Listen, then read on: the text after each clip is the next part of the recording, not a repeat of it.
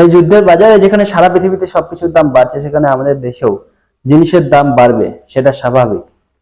এই মুহূর্তে দাঁড়িয়ে এই মুহূর্তে দাঁড়িয়ে আমার আপনার মতো সাধারণ মানুষের কষ্ট হবে, জিনিসের দাম বাড়লে আমরা রিয়াক্ট করবো, এটা স্বাভাবিক।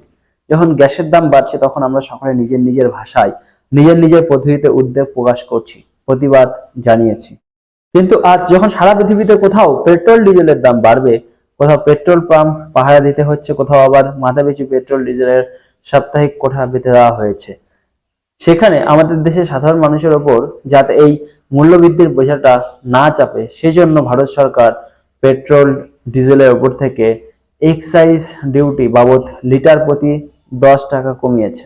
অর্থাৎ পেট্রোলের এক্সাইজ ডিউটি 13 টাকা থেকে 3 টাকা প্রতি লিটার হলো এবং ডিজেলে 10 টাকা থেকে 0।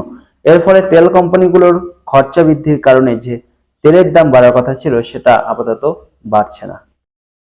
এইভাবে কতদিন চলবে, বা সরকার আয় কমালে অর্থনীতিতে এর প্রভাব পড়বে, এইসব নিয়ে অনেক আলোচনা হবে।